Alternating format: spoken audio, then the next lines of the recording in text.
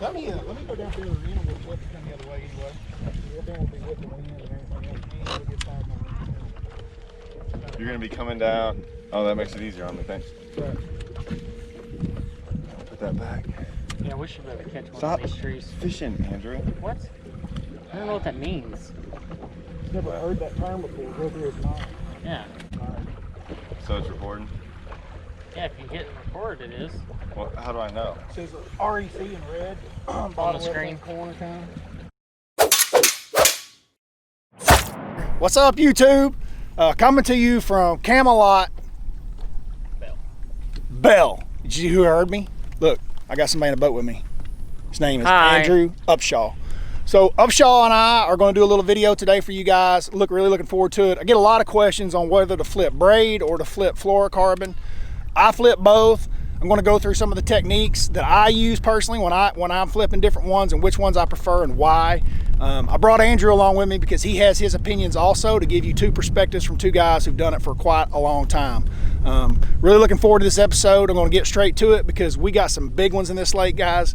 I mean big ones. We might even catch a double digit. Could possibly happen. I'm hoping that it's me, not Andrew, that catches it, but who knows? We'll Short see. guide to the attack. Short guide to the attack. You guys hold on. We'll be right Hey, back. do you have a cooler I can stand on? I need a little bit of height. Maybe you stand in the bottom. I don't know. All right, guys. The question that we get a lot is whether to flip fluorocarbon or braid. It's a difficult question, or it's a difficult answer for me because I like both a lot, and it's really situational. The number one thing I can tell you is anytime I'm flipping grass or any kind of vegetation, I like braid. Are you the same way? I'm the exact same way. I think in grass, that braid will actually cut through the grass when you hook a fish, and you can get them out way easier that way. What about fluorocarbon? I like fluorocarbon, especially where I grew up and where I fish and where I'm from in Oklahoma.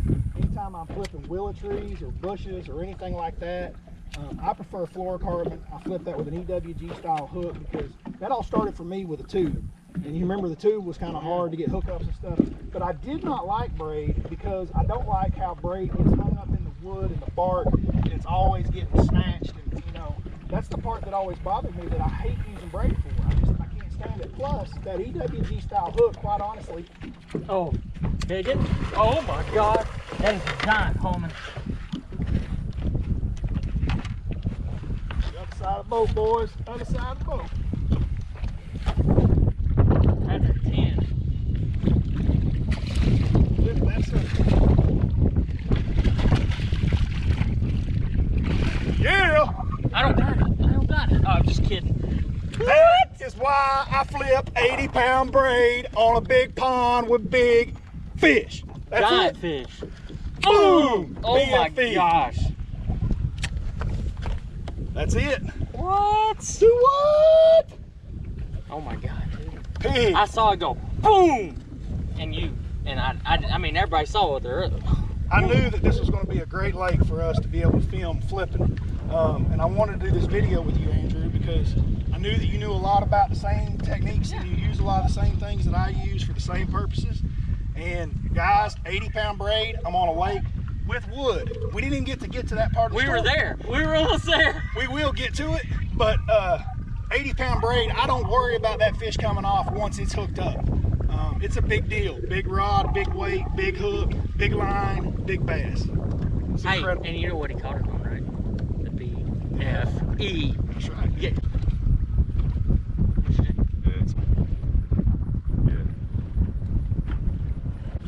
Every tree we went to, we caught one flipping. I know, that's crazy. Rolling. All right, so we've covered the braid. Now we're on the fluorocarbon. So let's start that over. Okay. So fluorocarbon flipping, honestly, is like really what it's about for me. But I come from Oklahoma, and that's what I flip most of my life. And I like flipping fluorocarbon, but I like flipping it because it doesn't get hung up in the wood and the cracks. it's more efficient throughout the day for me. You know what I mean? Like, I enjoy flipping fluorocarbon just for the fact that I don't get hung up, and I like to stretch. I do. I like to stretch in the line. I use a stiffer rod. It's a little shorter to go in and out of bushes. Those are the times that I like to use 25-pound test fluorocarbon. How about you? You know, it's funny that you say that. There's so many similarities when it comes to professional fishermen and how we approach different things, but our approach is really similar. If I'm fishing wood, in the exception of a place that has absolute monsters, like a Sam Rayburn or even this place that we're at today, I really like flipping fluorocarbon on wood. That being said, if I'm having to flip a bush that or a tree that is 10 foot deep and it's just a big gnarly tree, I will go to braid in that situation. But 9 times out of 10, if I'm flipping wood, I'm flipping fluorocarbon, especially 25-pound depth. So this is what I ran into in my career with fishing, traveling the country, and it's also why, you know, I'm sitting here telling you that I like flipping fluorocarbon in wood, and here I am flipping trees with 80-pound Sunline braid, you know. And the reason that I'm doing that is because I ran into a situation in places just like where you guys are from, Toledo Bend and Sam Rayburn, that the fish, quite honestly, whoa. That's fast. That's one reason I like the braid. That bite, I never felt it, ate it on the drop. Is this a big one? Does it match up with Hallman's 8-pounder? No, but I didn't even feel the bite. I saw my line going off, and that's one reason you got to have that braid, man, because I stuck that fish and I got that son of a gun in the boat, and it didn't even have a chance to jump back in the water. That's right. And like I was saying, so like Rayburn would come up and it has 7 and 8 pounders in it, just like this place, 10 pounders, 11 pounders, 12 pounders, that we don't have in Oklahoma. And quite frankly, I ran into some fish at Toledo Bend and Rayburn in the past when I was younger that I flipped in a bush and I did everything right on time, and my 25-pound fluorocarbon was not enough. The fish were just too big. And so, do I have more hang-ups and stuff? Yes, I do. But I'll give you guys a pointer. One thing I said I couldn't use is I don't like the EWG style hook with braid, and it's because it flexes too much. You know what I mean? So we all use the straight round bend. And the straight round bend has been a problem with me flipping wood because it hangs up, I felt like, so much. And I'm gonna throw this bone out there, guys. I honestly just picked this up in the last week. We were just at Rayburn. We're now at a trophy bass lake. We just filmed with Scott Martin for his Discovery Channel show, which will air next January, right? And this is a trophy bass lake that we're on here. And Scott and I were talking the other night while I was doing tackle, and he was talking about the fact of, are you using a snail on your braid? I said, yeah, anytime I use braid, I'm using snail.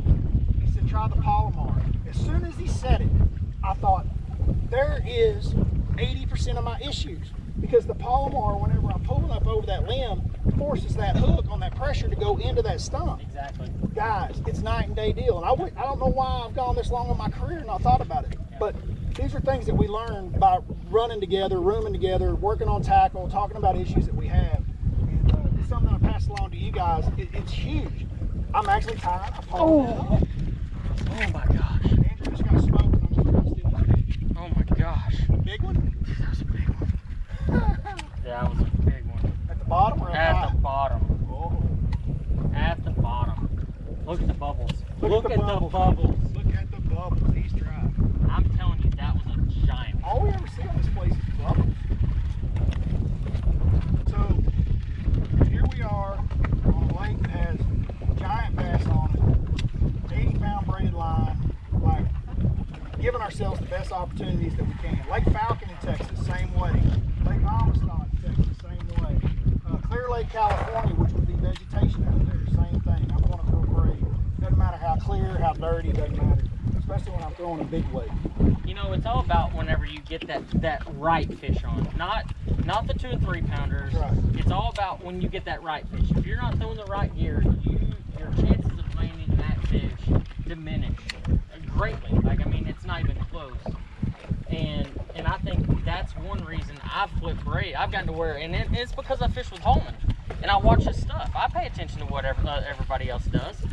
And if I fish wood, if I fish a place that has giants in it, I'm flipping braid. I'm flipping big braid. I don't even want to mess around with not landing that fish, because 9 times out of 10, if you hook that fish on the wrong line, you're not going to land it. Well, guys, you heard it here. we're gonna make this video short. We've already caught a giant for you.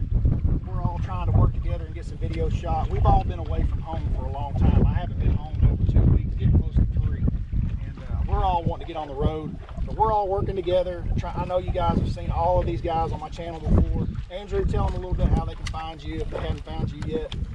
You know, you can find me at Andrew Upshaw Fishing on YouTube. I'm a long range flipper from way back.